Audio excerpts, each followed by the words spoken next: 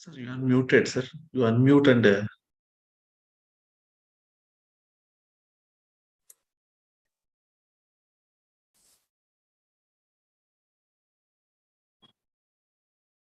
you are not audible.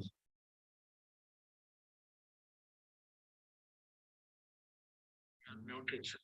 Unmute and Am I audible now? yes, yes, sir. Yes. Yes, sir.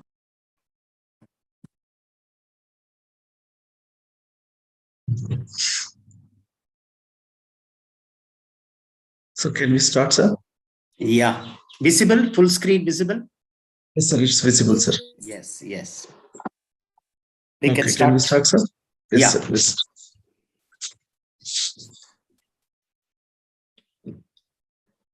Good evening, everyone. Welcome to EISCP webinar series on LiFE.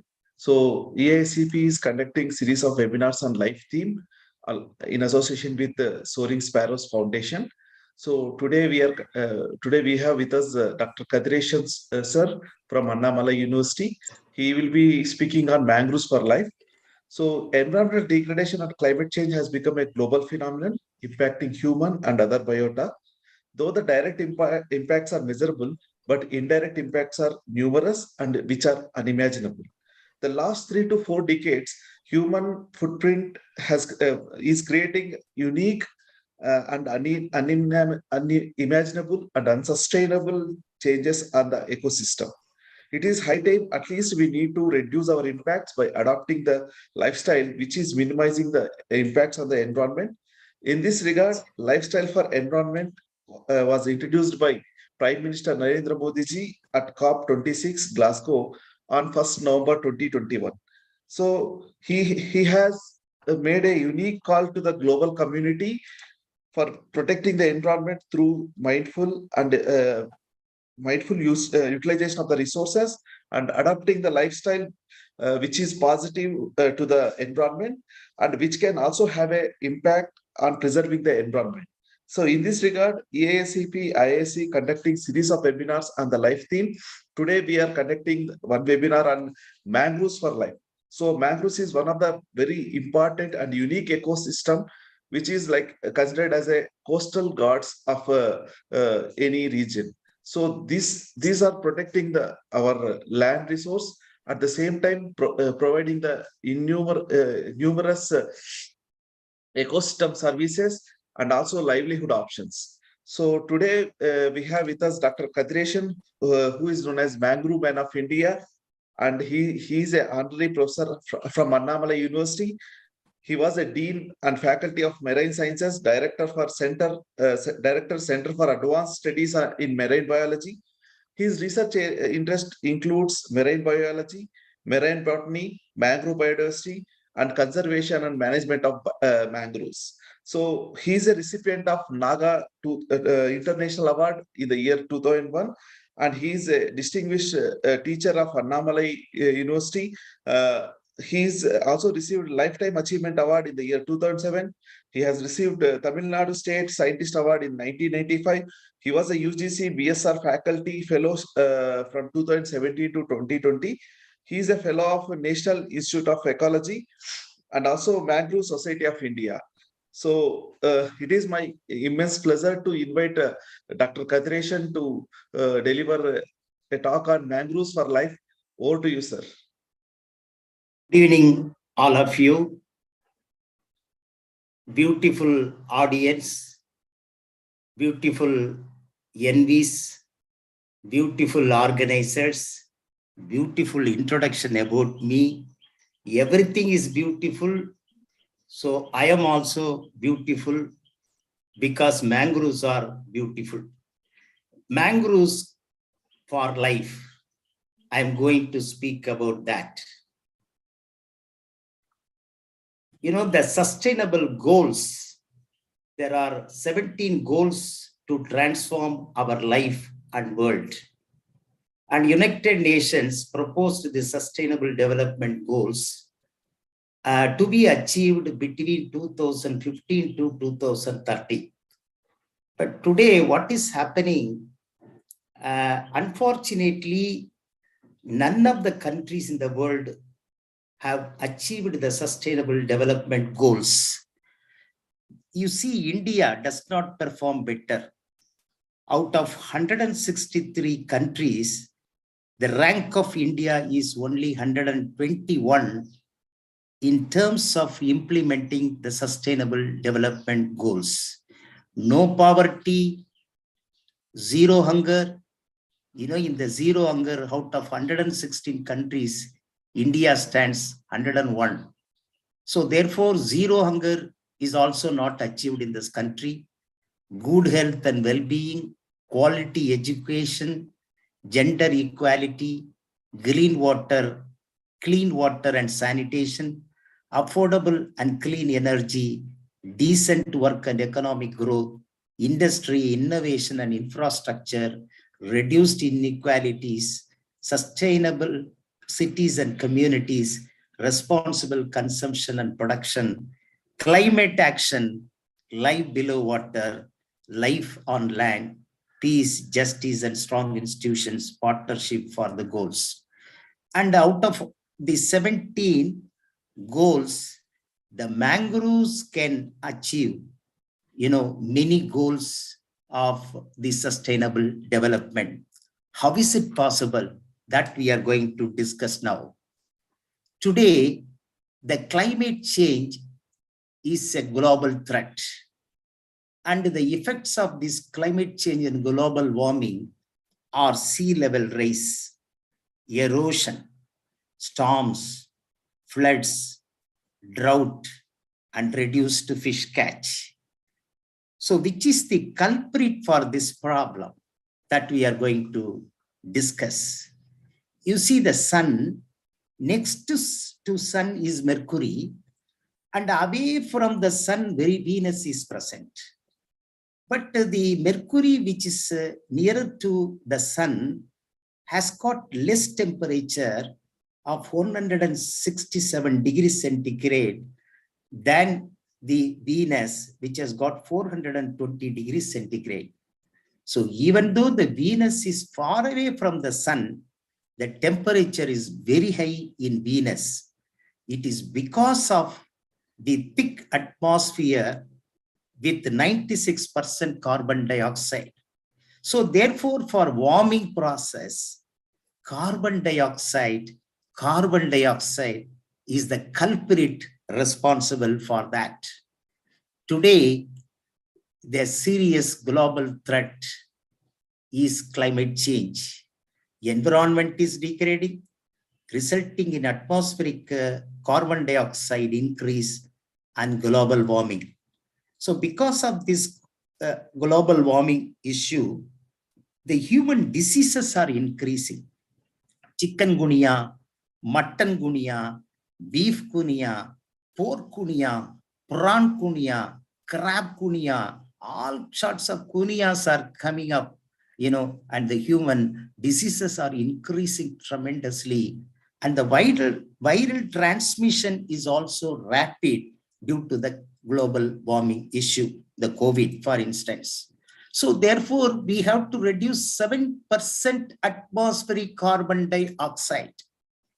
If you don't reduce 7% atmospheric carbon dioxide, the temperature will exceed 2 degrees centigrade. If the temperature exceeds 2 degrees centigrade, the impacts will become catastrophic, dangerous. So in this context, the India's target is zero carbon dioxide emission by 2070 and 1 billion ton of carbon dioxide reduction by 2030. How can we achieve this India's target? And the potential solution here I can suggest mangroves. In addition to the use of non-conventional energy sources like solar energy. You see, the mangroves are the super stores of carbon. Why they are considered to be the super stores of carbon? Because the mangroves absorb high quantity of atmospheric carbon dioxide. 1.3 milligram of carbon dioxide per meter square and per second is absorbed by the mangroves and stored in the biomass. And the carbon is stored in the soil up to 6 meter soil depth for millions and millions of years. Whereas in the terrestrial forest, soil can store carbon up to 30 centimeter depth only for few decades. Moreover, mangrove stores 5 times greater carbon storage than the terrestrial forests. So therefore, mangroves are the super stores of carbon, and the mangroves can mitigate the climate change. The mangroves keep the environment cool, because they are absorbing the carbon dioxide from the atmosphere. Otherwise, the atmospheric carbon dioxide will absorb the heat energy and making the environment hot. So this is proved in Abu Dhabi city, UAE, United Arab Emirates. The Abu Dhabi city was always very hot, more than 40 degrees centigrade. Then what happened in Abu Dhabi? Mangrove park was established. When the mangrove park is growing, the mangrove is growing in this in the center of the city, the Abu Dhabi city becomes cool. So it is proved in Abu Dhabi how the mangroves can reduce the atmospheric heat. Our world leaders planted mangroves in November 16th in Bali, Indonesia, during G20 summit, including our honorable Prime Minister of this country. It gives implying the global significance of mangroves. You see, Miss Earth 2022 planted mangroves in Manila on 22 November 2022, last year. And a very beautiful lady is planting the beautiful mangroves in Manila. 3 days before, the Indian budget, our honorable finance minister announced the Mangrove Initiative for Shoreline. She announced for shoreline habitats and tangible income. So this particular new program of this country is aimed at intensive mangrove plantations along the Indian coastline and on the salt pan lands. So through the Mahatma Gandhi National Rural Employment Guarantee Scheme and Compensatory Afforestation Fund Management and Planning Authority Fund and other programs. So India is very particular to undertake the intensive mangrove plantations all along the Indian coastline and on the salt pan lands. Mangrove forests, they are otherwise called oceanic rainforest, coastal woodland, tidal forest, root of the sea. If you consider the sea as the tree and the root is mangrove forest. So mangrove forests are highly productive. The biomass is greater than any other aquatic systems on the earth. And mangroves are marvel of nature, ecological wonder, scenic splendor. I love mangroves more than my wife. She is not my wife, don't mistake. And this is the mangrove forest in Pichavaram. I heard my honeymoon trip only in Pichavaram mangrove forest. Beautiful and picturesque mangrove forests.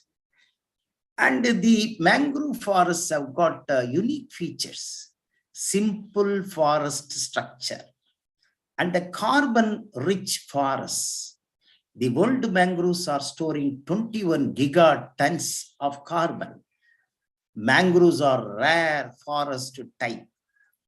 Mangroves occupy just less than 0.4% of all the forest on the earth. So we have 14.7 million hectares of mangrove forest in 118 countries in the world. So mangroves are going to disappear in 100 years. So this is the most threatened habitat on the earth. Mangroves are biologically diverse because the mangroves have got forest, mudflat, and water bodies.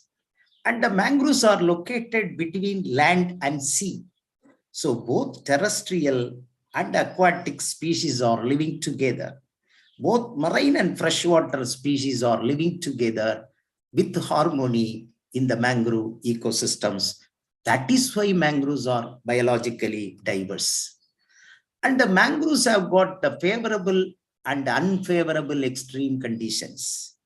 The mangroves will colonize only in the intertidal area with regular tidal action. 6 hours it is submerged, the next 6 hours it is exposed. So this is a continuous process due to the regular tidal action. So no Sunday holiday, nothing that short. So the intertidal area, if larger, more mangrove forest can colonize. And the soil should be muddy in nature, muddy soil. And these are the favorable conditions for mangroves. At the same time, mangroves face the extreme conditions like strong tides, the strong wind, high salinity, nutrient poor condition, and oxygen poor soil. And you see dinosaur. This is dinosaur and mangroves. Mangroves and dinosaurs were born at the same time, same geological time. But dinosaurs disappeared. Mangroves are still thriving.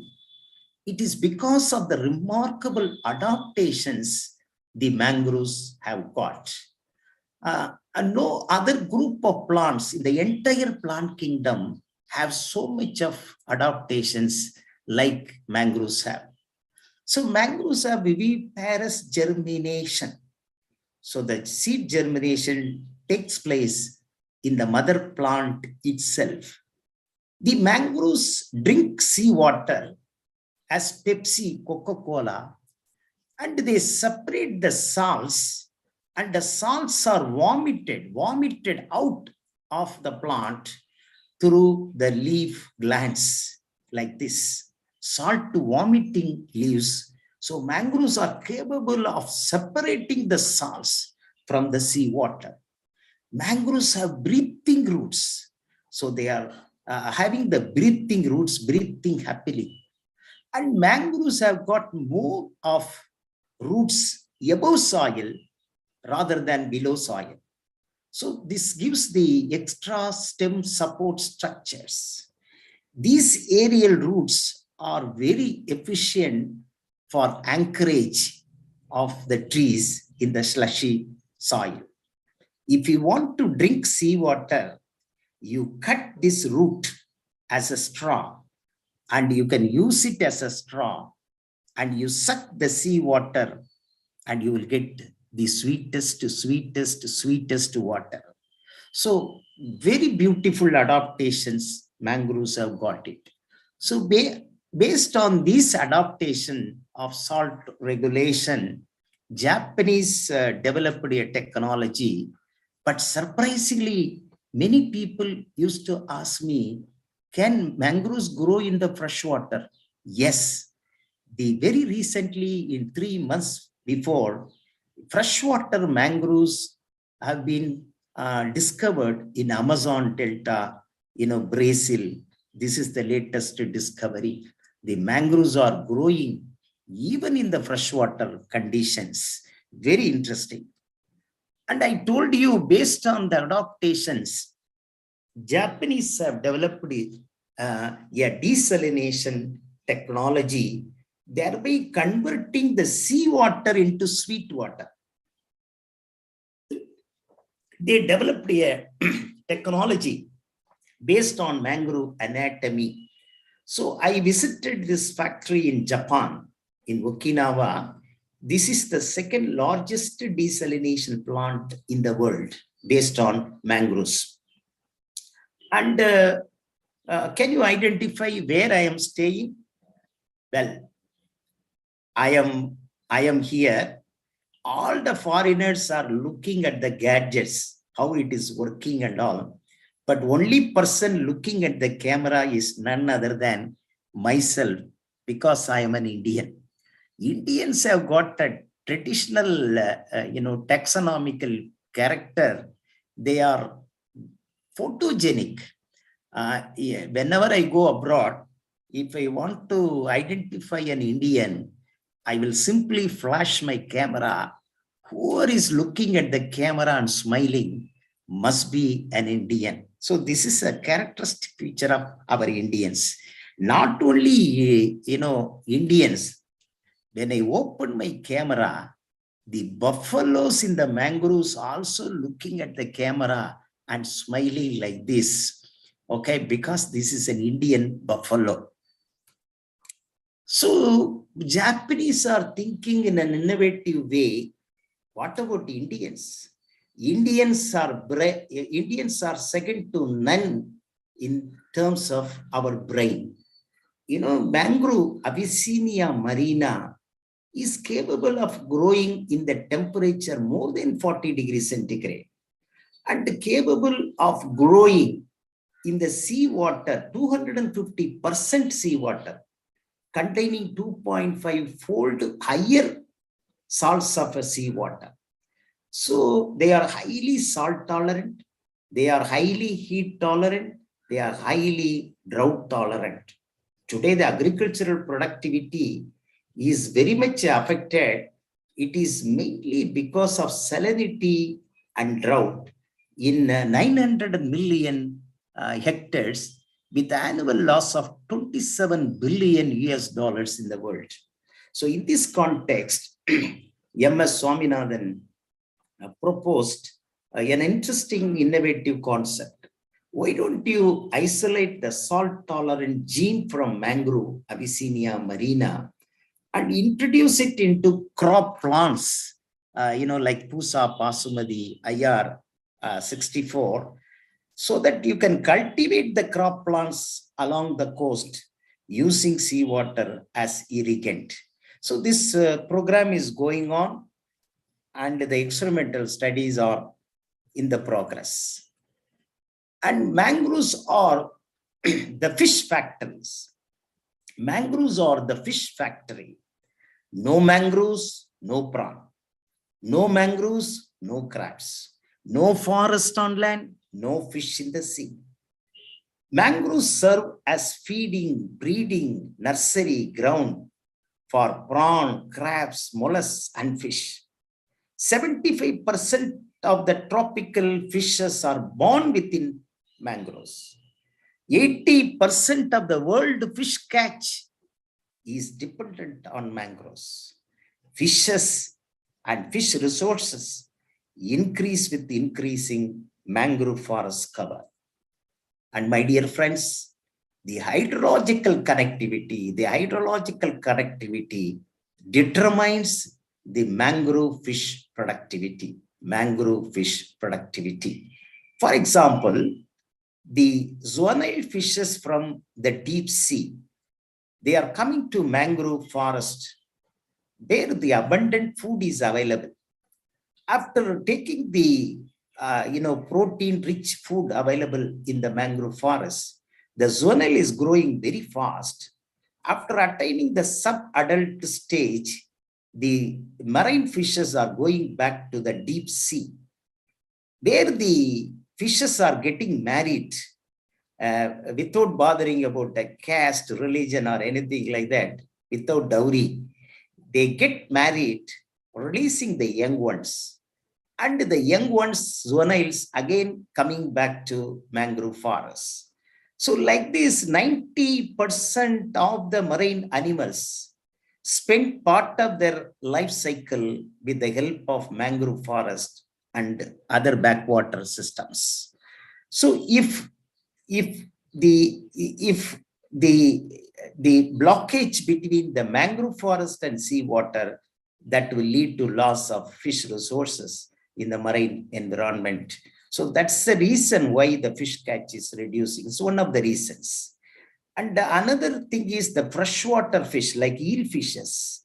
They are coming to mangrove waters for breeding purpose, So we are constructing dams and not allowing the fresh water to let into the coastal environment. As a result of which, the freshwater breeding is affected, and therefore the fish resources are, affected. So therefore, maintaining the hydrological connectivity is very important for the productivity of the mangroves and fish productivity. And the mangroves are producing enormous amount of leaf litter. We have estimated 8 tons of leaf litter in 1 hectare area per year. And the leaf litter is cut into small bits by the crab. So microorganisms decompose the cut bits of the leaf litter. And mostly the nitrogen fixing bacteria, they are involved in the decomposing process. So during the microbial decomposition, the nitrogen and phosphorus is released. And the decomposed organic matter is called detritus food. And the detritus is an excellent food for the juvenile fishes. So the leaf litter is an ordinary food, but the detritus food is like chicken biryani, rich in protein. And at the same time, the leaves are leaching polyphenols and organic acids. And these polyphenols and organic acids convert insoluble iron into soluble iron. So iron is available, nitrogen and phosphorus during microbial decomposition is released, and these three are essentially required for the phytoplankton, algal productivity, and photosynthesis. As a result, what happened? Phytoplankton productivity is increased, and the zooplankton feeding on the phytoplankton and their population is increasing. The small fishes feeding on zooplankton population is increased, and the larger fishes feeding on smaller fishes, their population also increased. So the overall productivity is increased because of the litter production in the mangrove forest. And if you take the coastal ecosystems, there are 3 ecosystems: coral reef ecosystems, seagrass ecosystem, and mangroves. See, all these 3 ecosystems are very important in the coastal environment. And the mangroves and seagrasses, they serve as a nursery ground for the fish juveniles, whereas the corals, they nurture the adult fishes. So there is a movement of the fishes between these 3 coastal ecosystems. Mangroves have 70% greater fishes than the coral reef and seagrasses. Therefore, the connectivity of these 3 coastal ecosystems are very, very important for increasing the fish productivity. See, not only the detritus, the crustaceans and molluscan forms, they are feeding on the algae and feeding on the mangrove leaves, mangrove flowers, and mangrove fruits. And these are the crabs, and these are the oyster shells. And the crabs and oysters are, excellent for human consumption. And this mangrove environment is a complex structure, wonderful shelter and hiding place for fishes. So when we analyzed the ultraviolet radiation, solar ultraviolet radiation, on the top of the mangrove canopy, it is 12.5 kilojoules per meter square per second. So below the canopy, the UV radiation is 0. So this is a UV-free environment, under canopy environment. It's ideal for the fishes. And also this complex structure is ideal for the fishes to escape from the enemies. So ideal living place for the fishes. I was running after the fisherwomen, not just because they are very beautiful. I was running after them to collect data for 3 years. Don't mistake me. So I collected a lot of data from these fisherwomen, because fishermen, they will catch the fish and they will go to the bed after drinking. But the fisherwomen are very responsible and selling the fish in the market. And I found wherever mangroves are present, the fish catch is more and the fisheries income is greater. And when we analyzed in 1 hectare of mangrove waters, we have about 4.3 million individual fishes. So that way, mangroves are very important in supporting the fishery resources and the fish productivity. See, in Kerala and some places, Sri Lanka and other places, the people cut the mangrove leaves, mangrove branches. They keep it in the water, allowing them to decompose in the water. So when they are decomposing, the fishes are attracted. A lot of fishes and prawns are attracted towards the decomposing leaves. So this is a mangrove vegetation trap technique for enhancing the fish catch. And we found, threefold increase in the fishes when we are keeping the mangrove branches in the water. And suppose if you cut the branches, that will affect the mangrove growth. So we tested it in the field. What we did was, we pruned the mangrove lower branches. 6 branches we pruned. Here, not pruned at all. When we analyzed, the pruning experiment, what happened when you pruned 66 shoot branches, lower branches, the mangroves growing taller and the number of leaves produced are greater. And also the silt root protection is also very, very high. So that way, when the fishermen cut the lower branches and then they are using it for increasing the fish catch, at the same time, the mangrove growth is also increased. You see, in the mangrove soil, we have a lot of polychaete worms. These polychaete worms are rich in omega-3 fatty acids. So there is a heavy demand for this worm because of the rich omega-3 fatty acids. The hatchery people, they are in the great need of these polychaete worms. So local people are collecting the polychaete worms from the mangrove sediment and selling it to 2,000 rupees per kg. So much of worms are available. In the same way, in the root, I told you, lot of oyster. The flesh of the oyster is edible and very tasty for human consumption. So in addition to fishes, a lot of other organisms are available for human consumption and for the economic growth. So now the cage culture. See, you can see that the floating nets are used in the seawater or marine waters, the floating nets. And in the floating nets, the shellfish, finfish, seaweeds, the crabs, lobsters, they are all cultured in this, the floating nets. So when we are using this cage culture or floating nets, no need of land to farm fish. No, only natural sea water is used or mangrove water is used. No need of boat or equipment. Since, they are live fishes, people are coming and purchasing it straight away. No cold storage is required.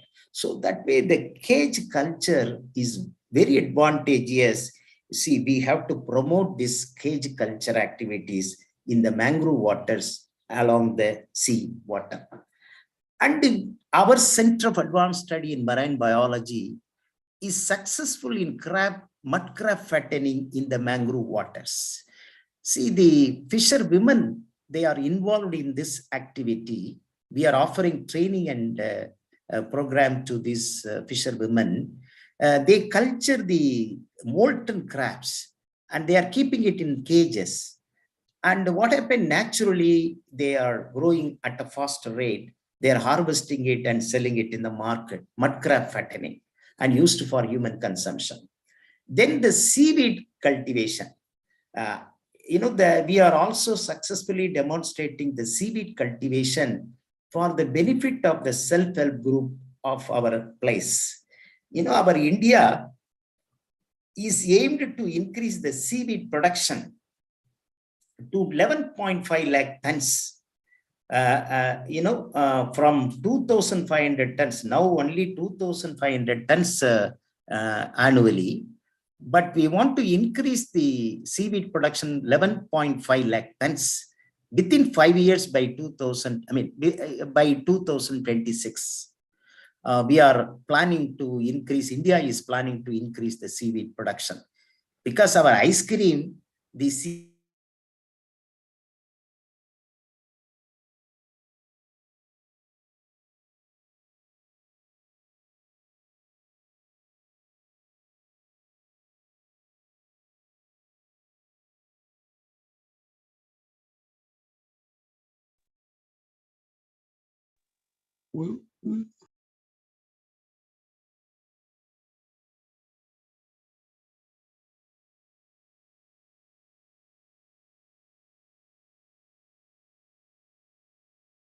seaweed extract is used.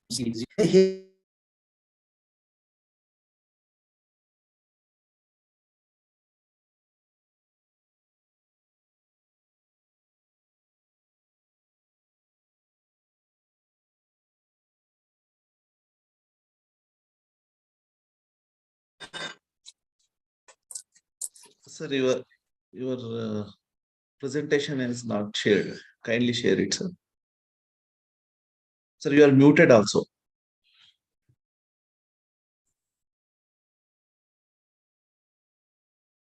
Okay. So I will share it once again. Okay.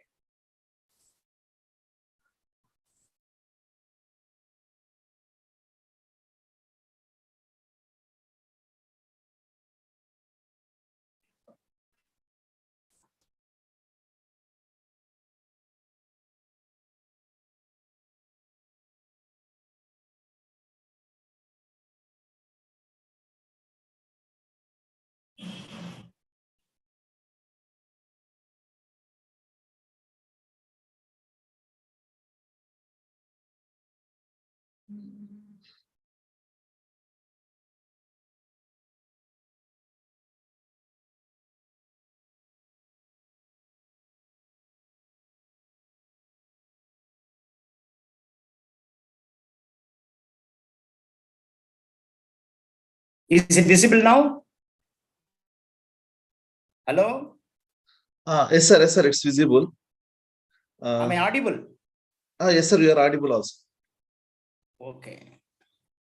Have you seen up to this point? Up to this? One second, sir. Still, you have to go further. Okay. Okay. Right? Now we can see the slides. Now we can see the slides. Okay. Now, So the marine actually, ornamental, is it okay? Marine we are ornamental. at seaweed slide, sir. We were at seaweed slide. Okay. So seaweed already I explained to you. Once again, should I? Yeah. Yeah, yes, sir. Yes, sir. It's better. The seaweed cultivation, India is aiming at increasing the seaweed production 11.5 lakh tons. But at this moment, we have 2,500 tons. So by 2026, India is planned to achieve 11.5 lakh tons of seaweed production.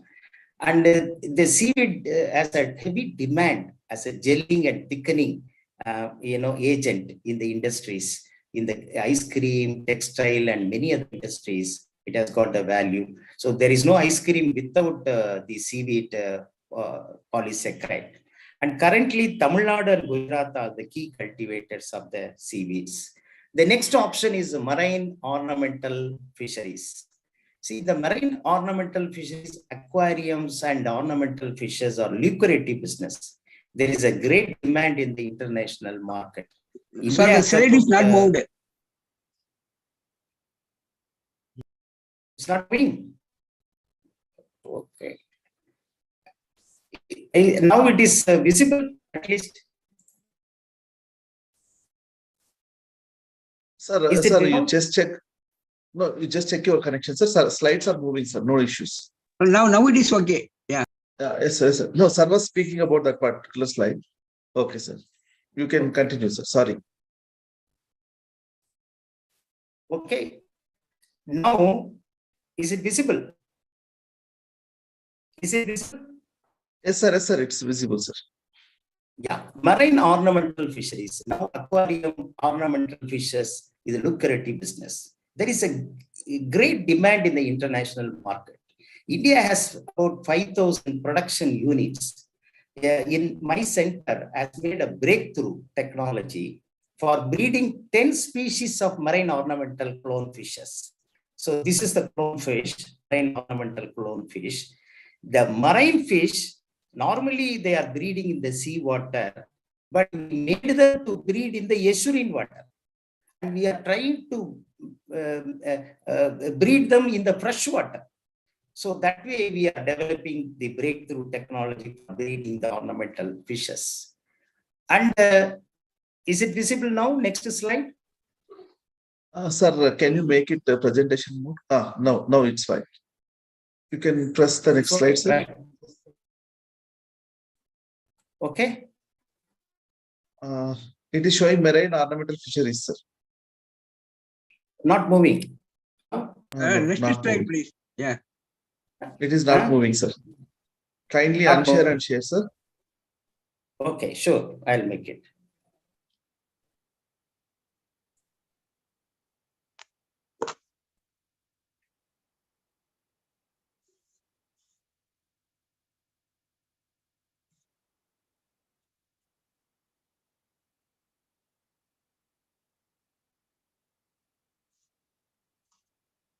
Is it now visible? No. It's visible, sir. Can you just move visible, to the next slide? Can you move to next slide, sir? Yeah. Is it moving? No. No, sir. Okay, then I will stop sharing.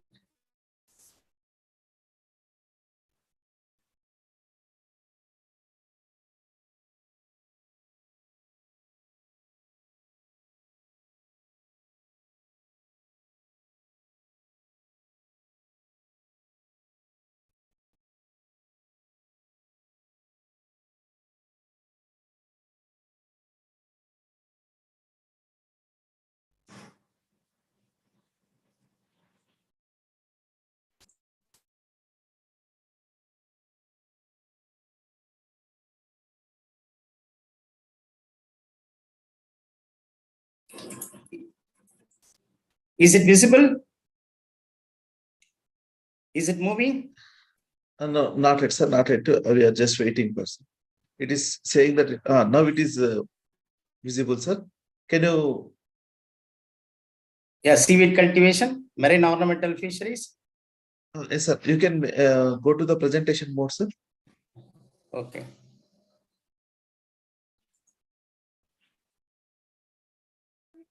Okay.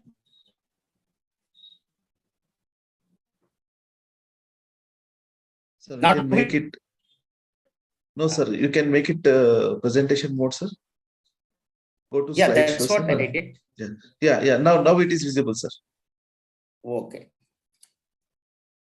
Now you Yeah. can see. Yeah, sir. It's moving. It's moving. It's moving. Okay. You know, the government of India is interested in three important species of fish. One is milkfish, this chanas. Then this is a pearl spot fish, that is Atroplus rotensis. And these two are herbivorous fish. So they are pure vegetarian fish, and they can be cultured in the polyculture in cages. Very tasty and very valuable fishes. Then the sea bass, Latis calcarifer, this is a carnivorous fish, but fast growing. Within 10 months, 1.5 kg growth. Faces the good price in domestic and international market. Now, Government of India is interested in culturing these three important fishes. In addition, Pineus vanami, that is shrimp. It is growing.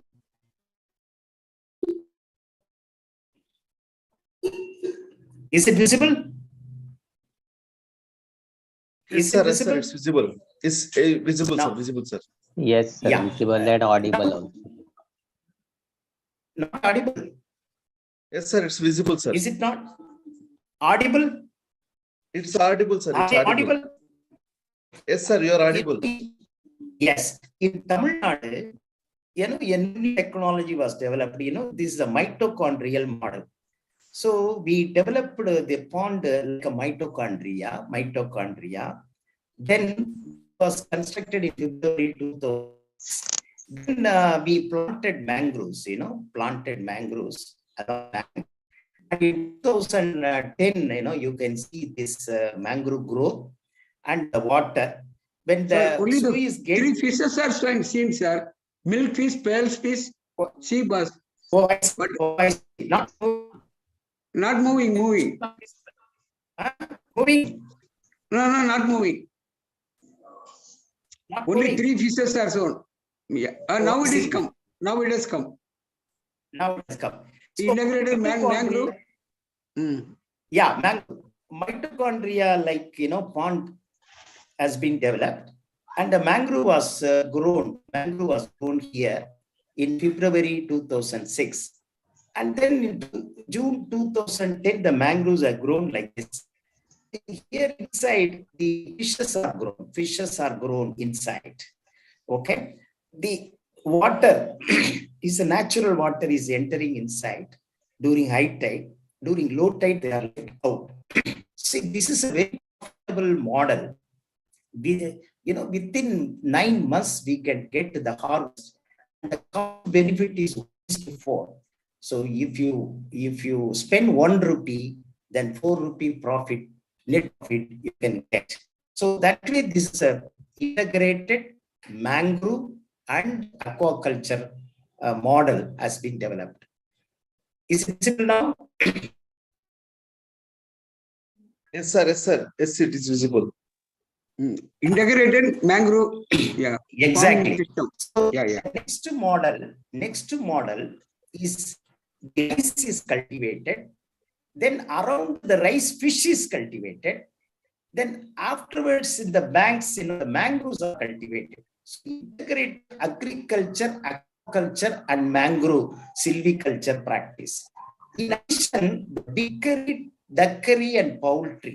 Say, for example, the pigs can be grown, or ducks can be grown, and poultry materials can be grown here. The droppings, they are adding nutrients to the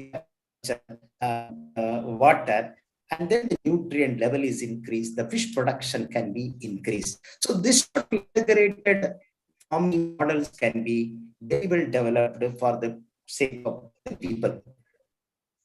Then bivalves, mussels and seaweeds, they have a wonderful ability of cleaning the water by absorbing nutrients and increasing the oxygen level.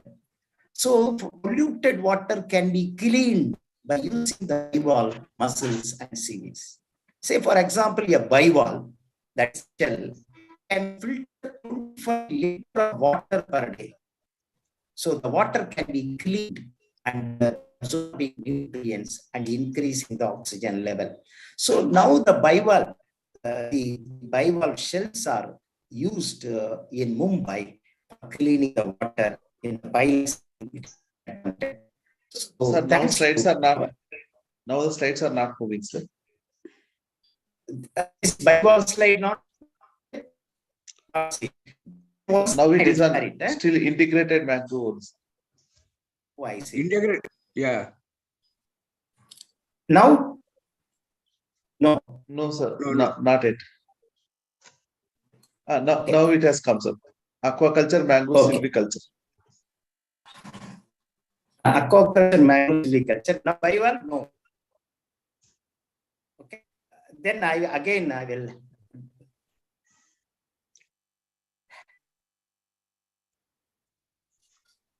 Sir, I request kindly check with your internet connection, sir. It is looks like some lag is there. Internet is okay, but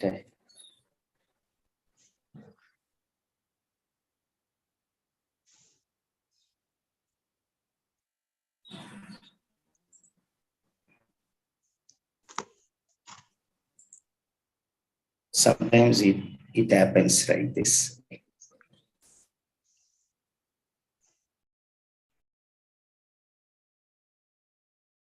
Is it visible now? It is visible, sir. You can just move one slide, sir. We'll see whether they are moving.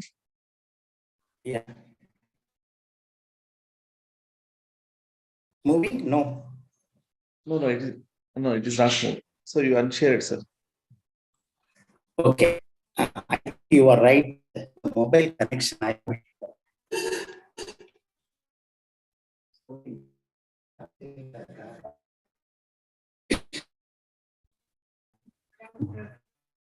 Hmm.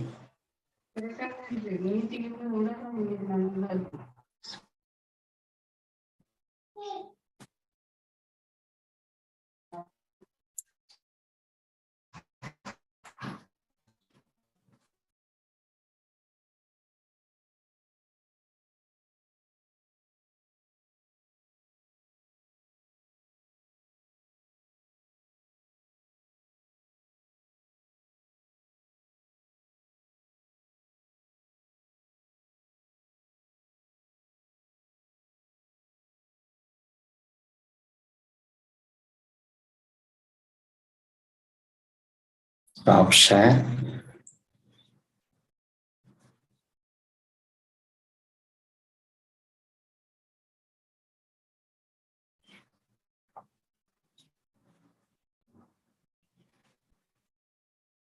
Is it visible now? Is it visible now? Not, yes, sir, it is visible. Bivalves, no? Bivalves. Bivalve, sir. Yes, sir, it is visible, sir. Yes. These bivalves, mussels, and seaweeds can clean up water by absorbing nutrients, increasing the oxygen level. So these can be used in cleaning of the polluted water or the water rich in the nutrients. Slide moving. Prime Minister photo is there? No. No, sir, no. Now it has come. Now it has come. Yes. Okay. So, thanks to our Prime Minister for launching in May 2020, Pradhan Mantri Matshaya Sampada Yojana. So, according to this, we have to increase the fish production to 220 lakh tons by 2024-25. And we have to double our export earnings to 1 crores. And we have to generate 55 lakh employment, and we have to increase agriculture productivity to about 9 to 5 tons per hectare. Currently, we have only 3 tons per hectare, and we have to boost the domestic fish consumption and attract the investments in the fisheries sector. So that way, we have to give much importance to the fish production. Is it visible? Next slide. No? The Pradhan Mandir only is there. Oh, I see. Now it is. Now it has come, sir. Economic Okay. activity. Economic activities. The apiculture. Every year, 50,000 kg of apical honey is extracted in the forest. Similar way, the honey collection can be encouraged in other mangrove areas. And the ecotourism. In Gujarat, the camels are mangrove. And a separate community is nurturing camels in Gujarat state. It's an excellent cattle feed. And the ecotourism, tremendous potential. Horticulture, actually, seafood processing, value-added products from trash fishes. The trash fishes can be made as a pickle and other value-added products. There are greater possibilities for economic activities. Is it moving? Not yet, sir. We will wait. It is still an economic activities.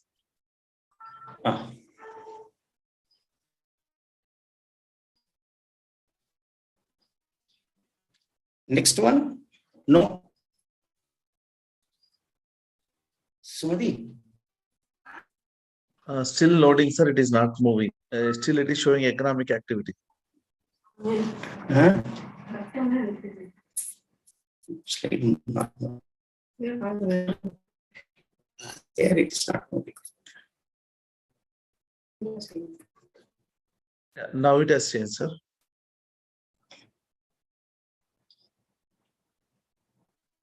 Okay, now it is visible. Coastal protection?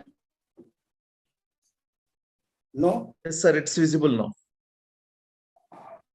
Is it coastal protection? What is it? Coastal protection? Yes, sir. Yes, sir. Yes, sir. So if you have mangroves, it will be like this. If you don't have mangroves, it will become like this. So erosion, the mangroves provide coastal protection against erosion and cyclone. If you don't have mangroves, it will become like this. Slide moving. Flood mitigation. Not yet, sir.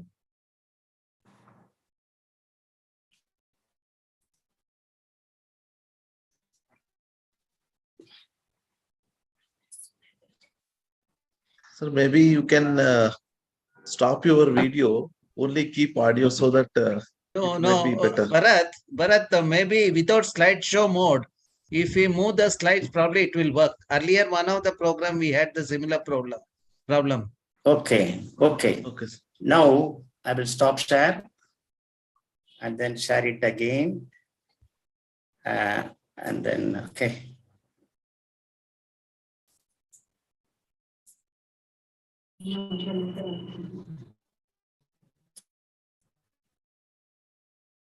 Is it visible now? It is loading, sir.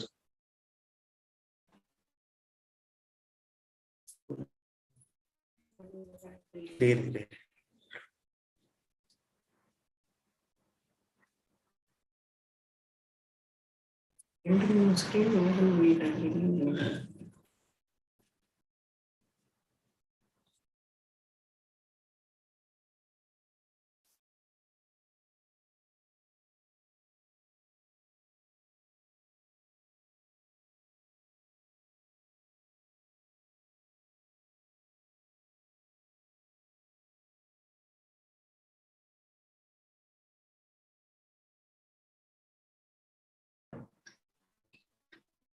Visible now? Yes, sir. It is visible, sir. You can straight away Is it go to. moving. No, not moving. You can select that particular slide and you can speak, sir. That 41 you can select, sir. Yeah, Okay. now it is visible. Okay. Now the flood mitigation by mangroves. It is scientifically proved if you have 1 hectare of mangroves, it will protect 43 people. And the mangroves can save 15 million people and the wealth of 65 billion US dollars per year in the world. It is scientifically proved.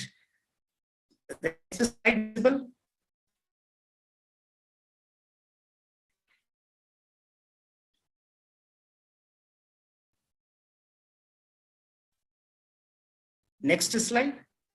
You can select next slide, sir, but it is not selected, sir. You can select next slide. Now it is. Now it is, sir. Yeah, it is very slow. Yeah, okay.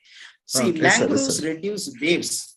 Mangroves reduce waves. Say you have 1 meter height of the wave, and it will be reduced to 20 times if mangroves are present in 1.5 kilometer distance. If you don't have mangroves, the wave reduction is not significant. If you have 30 trees and 100 meter square area, more than 90% wave action.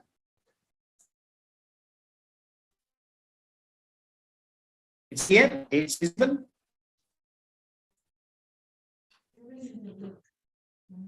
Sir, no, sir.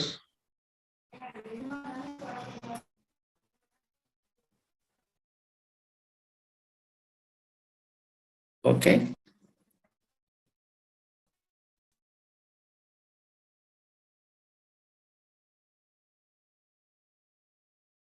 And now it is selected, sir. Okay. It is slow. The mangroves protect the sea dike. It is proved in Vietnam. If we have the sea dike, sea wall with 100-meter mangroves, it is intact for 50 years. But the same sea dike without mangroves damaged by waves within 5 years. So mangroves also reduce the annual maintenance cost of 7.3 million US dollars. So we need to have the sea wall, civil structure. In addition, we should have mangroves. We should have both the structure and hard structures together. So that will work out very nicely. In many places, we are using only hard structure that will lead to aggression and other erosion and a serious problem in many of our coastal environment. The next slide is loading. Okay, sir.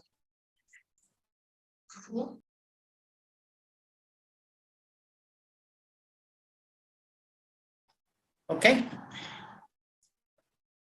Your internet is unstable. Internet is unstable. Now it has come. Now it has come. Okay. Again, the mangroves are removing the pollutants.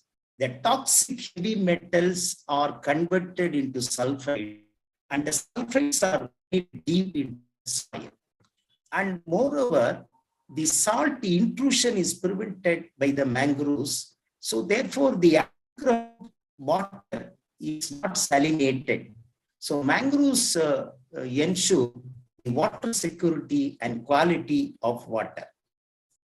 Next is mangroves are of spiritual value.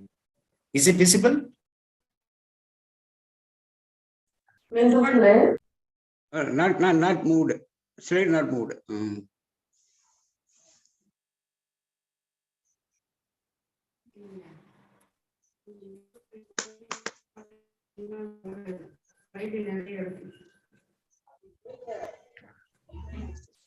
Slightly slow, sir.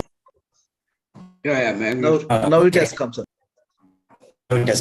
It's becoming slow. The mangroves are of spiritual value, and you are most welcome to Chidambaram Nataraja temple, where the mangrove species is being worshipped. And the tree is Exoteria agaloka.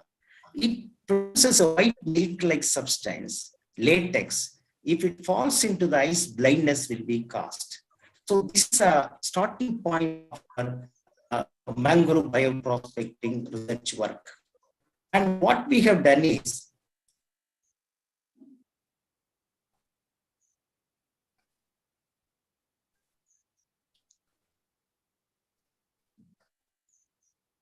Prospecting slide has come? No.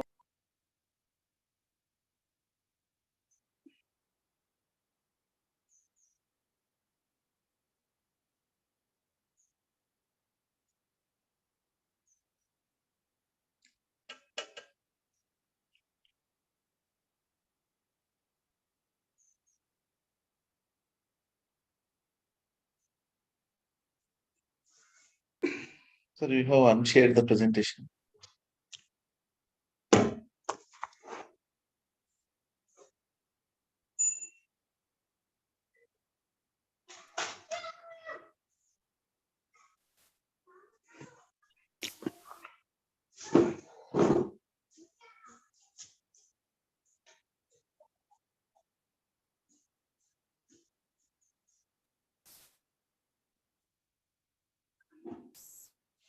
Kindly share the PPT. Yeah. Your internet is unstable. Okay, put it.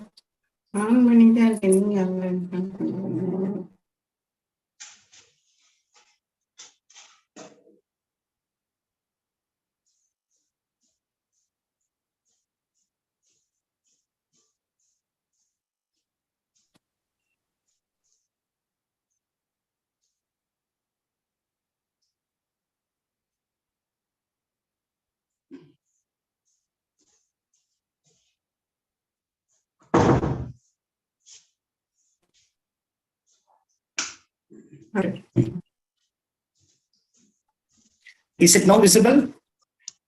Yes, sir, it's visible, sir. Mangrove bio prospecting. Yeah, yeah.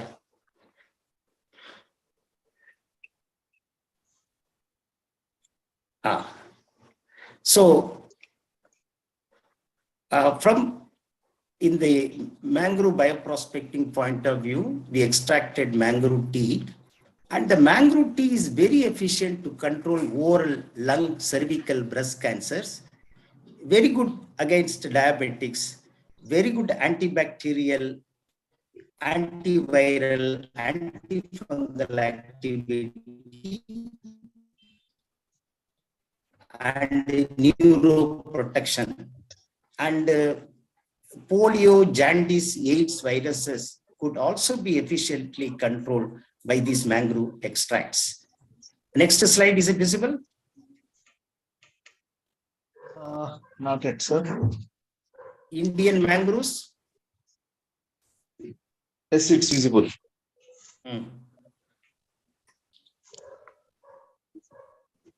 Okay.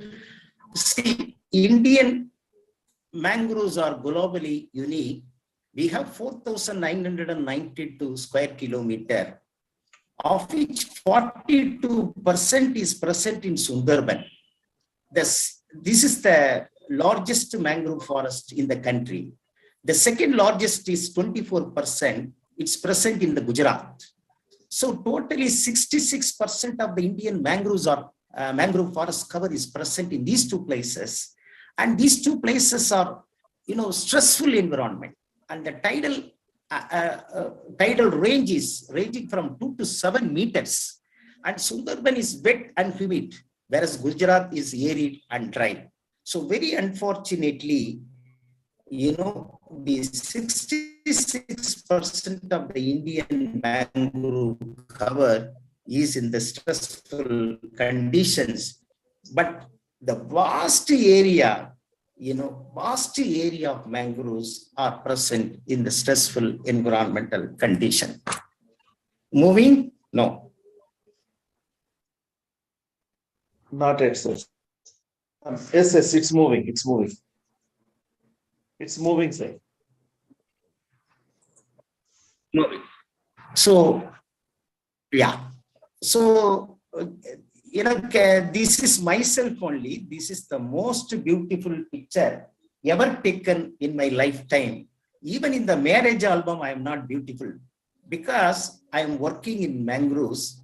I traveled all along the Indian mangroves for several times and collected all the data, how many plant species, animal species, microbial species, and species.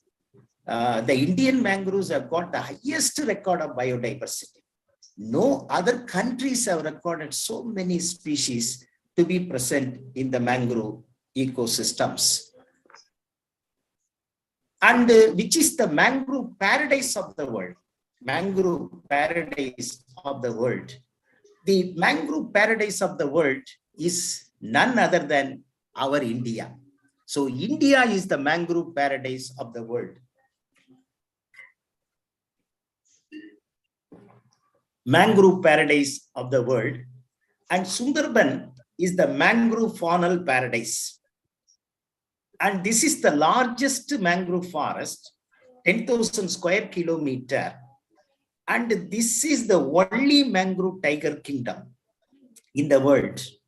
And Sundarban supports globally threatened species like tigers, fishing cat, gangetic dolphin, estuarine crocodile, horseshoe crabs, water monitor lizard, river terrapin. And the first conservation of mangrove was initiated in the year 1872 in Sundarbans. So Pitharkanika mangrove, 75% of the Indian mangrove species are present in Sundarban, Odisha. So therefore, mangrove plant paradise and animal paradise, both the paradises you can find, in India. And mangrove, is it moving? Moving. Yes, sir.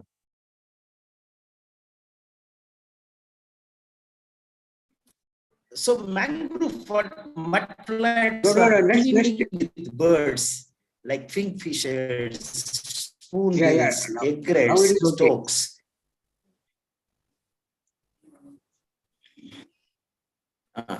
523 species I have combined for Indian mangroves. We have the greater flamingos, and generally the bird population is declining in 50% of the world birds. It's moving. The world's olive-ridley turtle is found nearer to mangroves in Odisha. And Odisha, at a time, you can see 0.5 million, sea turtles, 0.5 million sea turtle. If the temperature is low, the egg will hatch out into male. If the temperature is hot, it will hatch out into female. After 70 days, it will started swimming in the sea water, taking 356 degree turn, and they will go to Singapore, Malaysia, Thailand without passport, without visa, and after attaining puberty at the age of 70, they come back to the same place and laying the egg. Turtle has got it. And we have the world's largest nesting site nearer to the mangroves in Odisha. Is it visible now? Yes, sir. You see the rough sea of Gujarat is migrated with whale shark. And the whale shark is the largest fish in the sea. And you can find plenty of whale sharks, nearer to the mangrove waters. They are all coming from Australia. But every year, 250 whale sharks were killed. Government of India put a ban in 2001, but failed to control. So one elderly person called the fisherman and asked, "What is this?" The fisherman replied, "This is whale shark." Then he said, "It's whale shark, nahi hamara beti." So this is not whale shark. This is our Indian daughter. Why she is coming from Australia? She married to Australia. She married to motherland. What for? Because she is pregnant. How can you kill your Indian daughter when she is pregnant? Now people stopped catching this whale shark. So our Indians are sentimentally attached to people. So regarding the management of mangroves in India, we have three approaches: promotory, regulatory, and participatory. In the promotory, we have identified 30 mangrove areas and implementing the mangrove management action plan. And the regulatory, we are protecting the mangroves in the mangrove marine protected areas. In the community involvement, the participatory approach. So among the 38 mangrove areas, you have the Kundapur, Dakshin Canada, Hanover, and Mangalore Forest divisions. You have the management action plan is being implemented. Is it visible? 38. Yes, sir. 54. The problem here is we have very good policies, but the action, the gap is widening between the policy and action. We have regulatory and participatory approach. In the regulatory, we are protecting the mangroves under protected areas. But unfortunately, our resources, infrastructure, and political will, they are not sufficient enough. So the regulatory approach is not very promising. Regarding participatory approach, we need government, community, private sector, interaction. And we can go for carbon credit, the redress, and tax on deforestation, and the flagship species and coastal livelihood. So we need to have more approach, more focus on the participatory approach. So in Karnataka is very unique. It's a very small place. Just 0.3% of Indian mangrove cover is present in Karnataka, but 44% of the Indian mangrove species, that is 16 mangrove species and 40 mangrove associate species are present in Karnataka. The Karnataka area was only 3 square kilometers in 2003 up to 2011 and up to 2015. Then 2017, it increased to 10 square kilometers. 2019, again 10 square kilometers.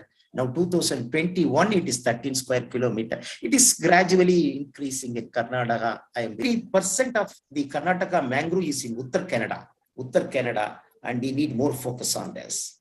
So mangrove cover is increasing in India annually by 0.4%, but 0.7% loss in the world. So there are 71 square kilometer increase between 2017 and 21.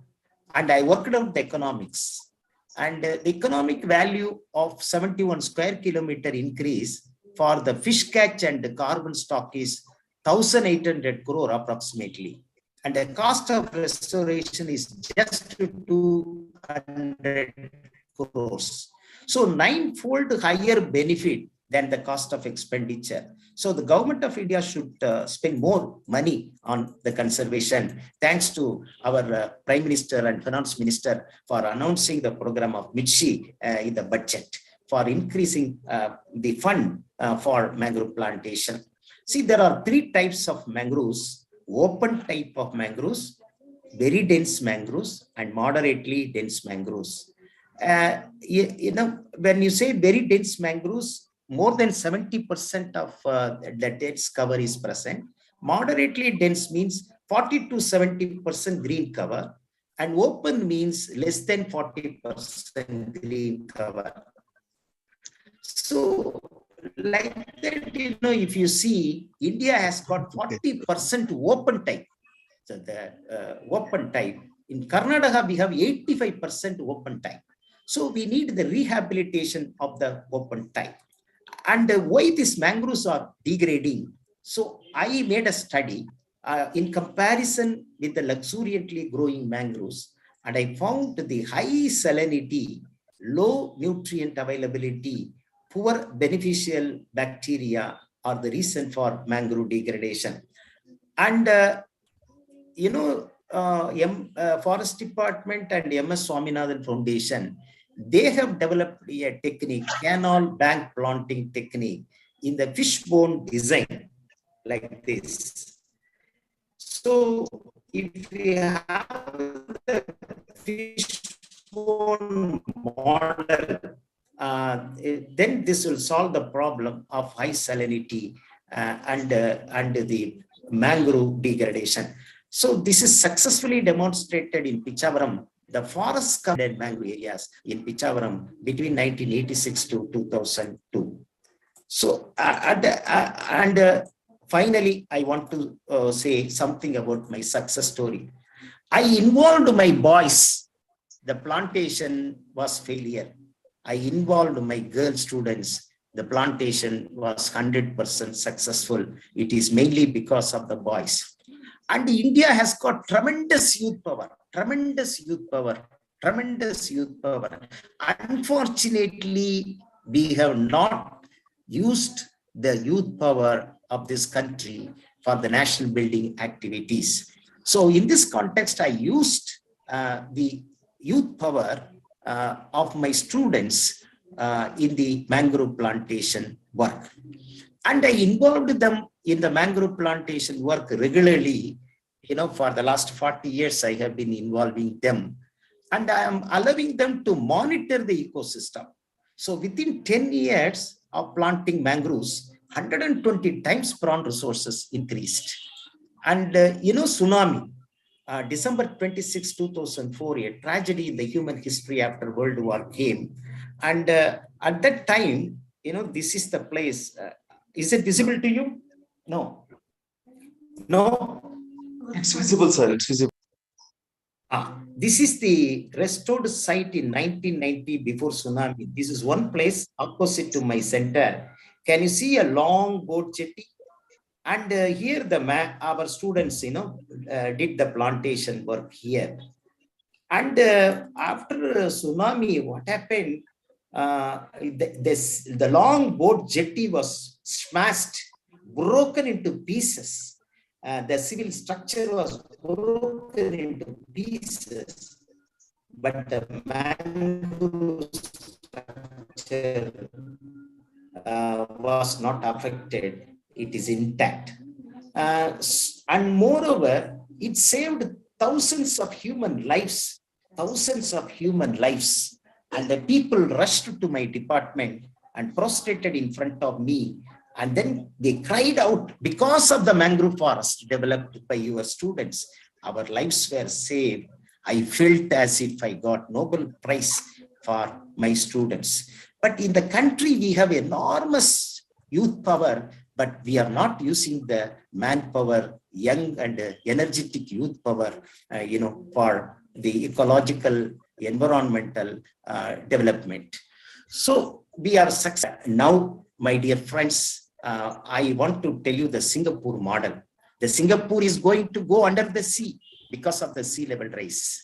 And what they are doing is, they are collecting the solid waste and converting the solid waste into ash and dumping the ashes in the sea water like this and growing mangroves around. So they are developing the artificial mangrove islands in Singapore. Even if the Singapore is going under the sea water, the people will be evacuated and they will colonize in the artificial mangrove islands. So this innovative idea they have developed, and I visited the artificial mangrove island 3 or 4 years before. Wonderful concept they have evolved. And my dear friends, so today the sea level rise is 3 to 4 millimeter per year. It is expected to become 6 millimeter per year in 2050. 80% of the Sundarban will go under the sea by 2050. The tigers will vanish entirely within 50 years by 2070. 95% of Mumbai mangroves will perish in 30 years. What are we going to do in future? This is a big question mark. So therefore, let us have a vision to see, bigger to act, heart to care, Mother Nature, and have future. Plant mangroves, protect mangroves, mangroves will protect us. Save mangroves, mangroves will save us. So thank you very much for the opportunity given to me. Thank you so much, sir. I request participants, if you have any questions, you can interact with the Kadreshan, sir. Any questions from the participants?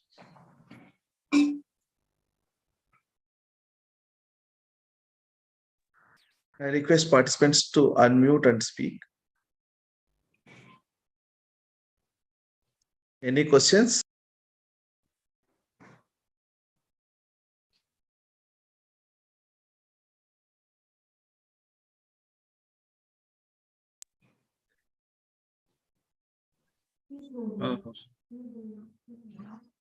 Yes, Durga Madhav. Dr. Durga had one question. Thank you, Professor Karthisan, for a very wonderful presentation. I work on wastewaters. So, are there some instances or are there some studies where mangrove and mangrove associated plants have been used directly for wastewater treatment? Exactly. I told you the mangroves, uh, uh, actually, experimentally, we have done a lot of work on the heavy metal accumulation in the soil and also heavy metal accumulation in the vegetation. And they are very efficient in accumulating the toxic heavy metal in the sediment. About 95% of the toxic heavy metals are buried deep into the soil. So the level of heavy metal is very high in the sediment. In the vegetation, the accumulation is very, very less. Okay, so that way, they are very useful. Secondly, the mangroves are colonized with the seaweeds and also, the mollusks. And these are all the molluscan forms, shells. They are filter feeding organisms. So I told you, a bivalve shell can filter 20 liters of the water every day. During filtration, they are absorbing the nutrients from the polluted water and making the environment clean. In addition, the seaweeds are absorbing the nutrients for their growth. So that way they are involved in the pollution abatement. And I told you in Maharashtra, they are now using the molluscan shells for cleaning the water and something like that. So the oyster reefs, for example, oyster bed, that will help in removing the excessive nutrients present in the polluted water.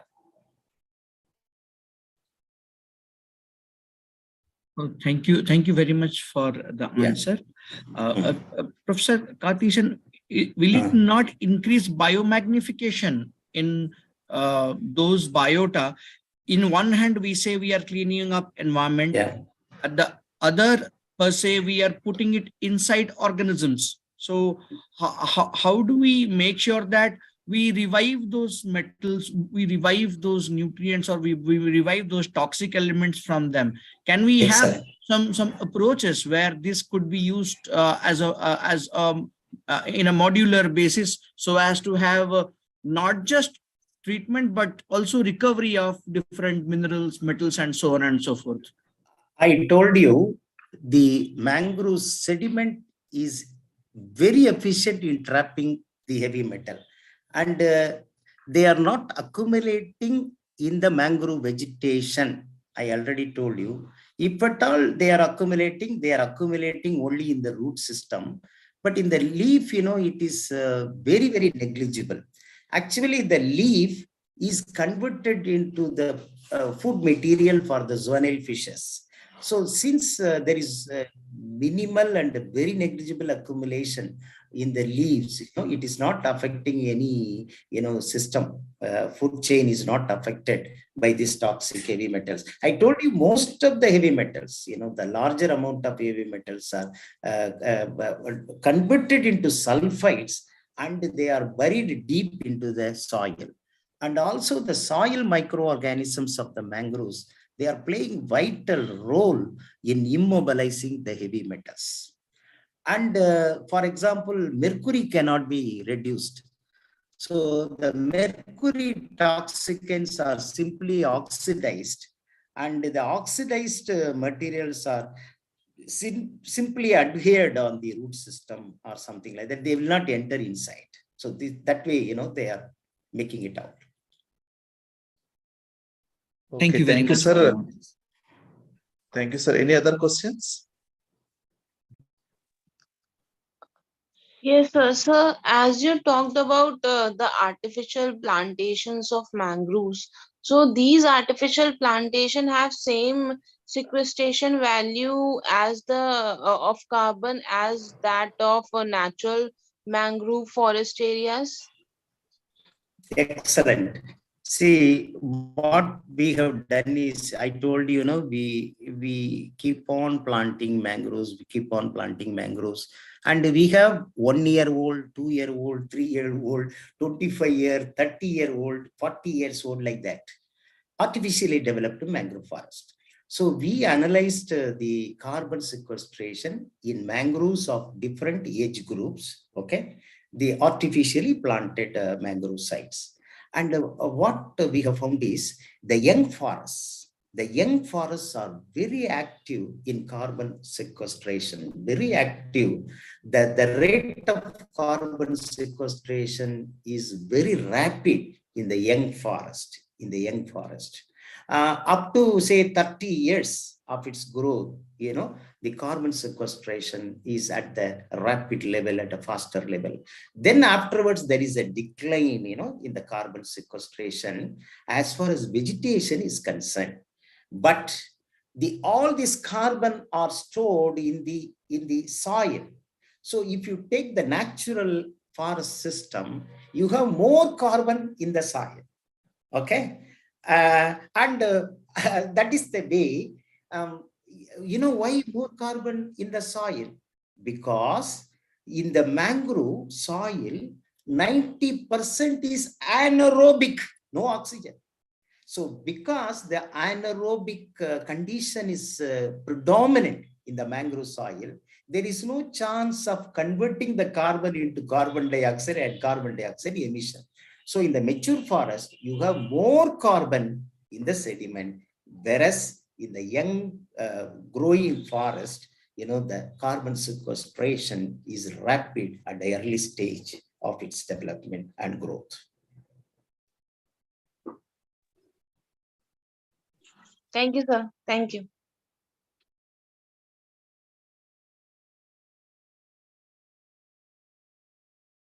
Thank you so much, sir. I request Dr. T.V. Ramchandra, sir, to share his views on the. Madam is also there. Dr. Anandi is also there. Maybe we'll ask her to. She just logged off, sir. Maybe you can speak by the time. Yeah, okay. By the time. Okay. Professor Katharesan, as usual, Yes. a very interesting talk. Thank you very much. Thank you very much. One other thing is quite worrying is when we were in Kerala and Karnataka part of West Coast, I see there are some negative the opinion about mangroves. I'm sure you are aware of the Sacred Heart College, especially those some of the faculty were talking negatively about the mangroves, saying that it is affecting the livelihood of the people. And coming to the Karnataka part, in the last mangrove day, I had a kind of opportunity or the listen to share a dais with a politician, the local MLA, who was arguing that mangroves will create the floods. Then I told him that the mangroves will rather they give the shield. It will not affect the humans. Probably you are looking at the land for encroachment. That's where this kind of arguments you put forward in the public. You are right. This one. You are Probably right. I'm sure that you also share the similar opinion. Probably I'm curious to know about that Kerala thing. I'm sure you would have heard about it. Okay. No, I heard even in Karnataka also I heard. Even in the Karwar area, I just inquired the people, some people, not all the people. As you rightly pointed out, in Kerala, the population density is very, very high. And they are craving for the land. So because of the land requirement, the demand for the land, and the population density is increasing, and they started cutting the mangroves, telling that it is useless or something like that.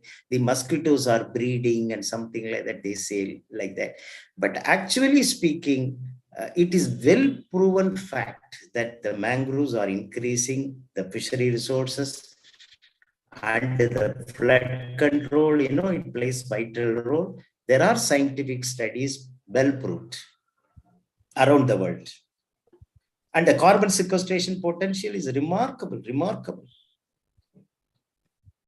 Yeah. In fact, this is an apt presentation for the LiFE program. The government of India is talking about the lifestyle for environment. I think the audience are benefited by your vast knowledge, especially highlighting the carbon sequestration aspect of the mangroves and demonstrating their higher sequestration potential compared to any other ecosystem. And also the livelihood aspect, the way the ecosystem provide the services, the local community are benefited. We did a study in Aganashni estuary. In fact, it is going to be declared the Ramsar site of Ramsar wetland of international importance soon. The papers are in the final stages. Okay. So that way, this kind of the information certainly helps in convincing the authorities to get this kind of conservation tag for the ecologically important ecosystems. So that we have the conservation at one end. At the other end, the wise use of wetlands also will happen. Thank you very much for sharing your knowledge. And Bharat, you can. Dr. Bharat?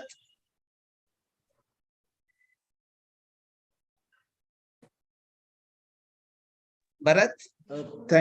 Thank you so much, sir. Thank you so much for providing an overview. So your presentation has covered 4 important themes of our LiFE program. One is information, another one is innovation, another one is conservation, and also awareness. So your presentation has covered all these 4 aspects, and our participants are benefited by your presentation. And we look forward to associate with you for any further information.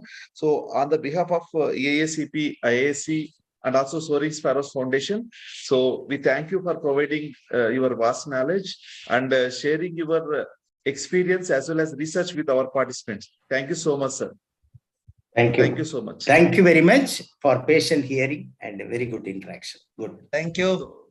Thank you very much. We look forward from all the participants. 1 second, sir. Anandi madam want to speak to you. 1 second, sir. She just joined. Before that, I want to tell you, day 4 yesterday, of course, the second, I visited in a Kannur, Kerala. In Kannur, Kerala, one college, they arranged the mangrove plantation program in the afternoon, in collaboration with the local Rotary International volunteers. The morning, I spoke with the students, just made them to realize about the importance of mangroves. In the afternoon, I involved the students. I also planted along with them. You see so much of enthusiasm with the boys and girls in planting mangroves. So therefore, please go to the schools, colleges, encourage the people, at least in the coastal area.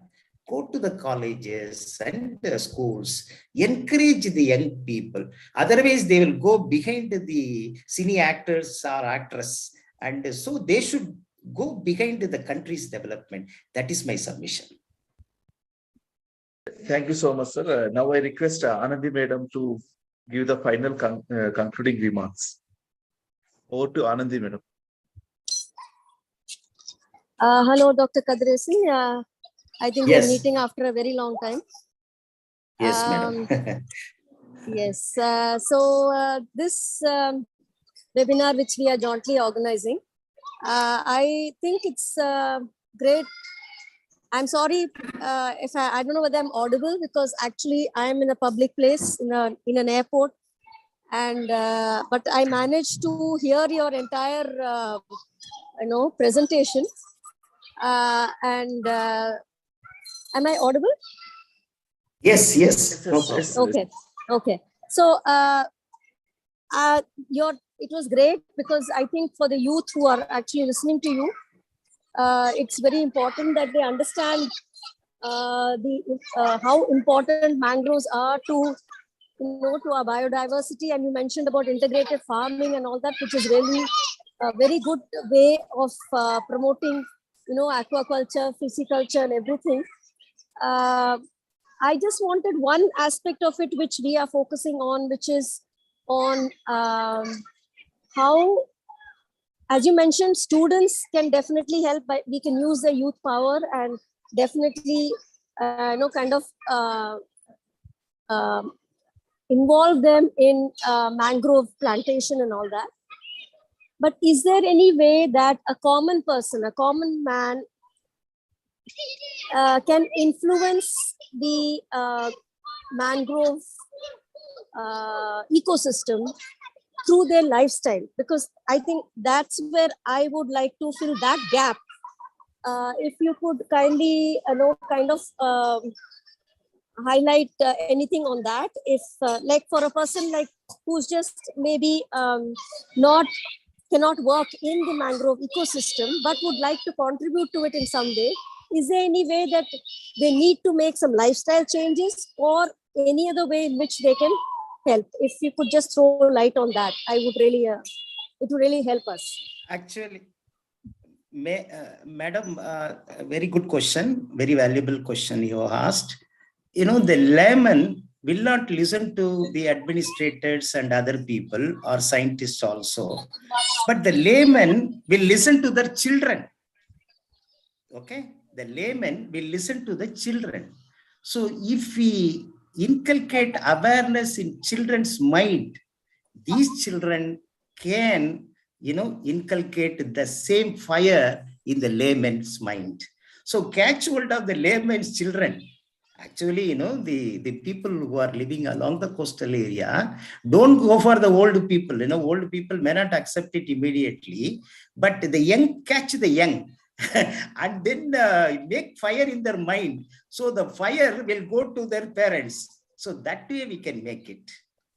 Because, the people, old people, and we are also old, that is different. I'm talking about laymen. If you go and advise them something, they will have their own obsessive ideas. No, the mangroves are of no use, something like that. They want immediate gain, like that. So we have to go through the children. We can reach the laymen only through the children, their children. That is important.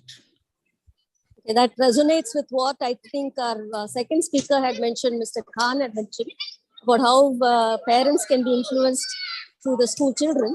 So I think this resonates with that also. Thank you so much. Yeah, I think this is a very informative and very in-depth presentation which you made. And I'm really happy to have somehow managed to participate in this.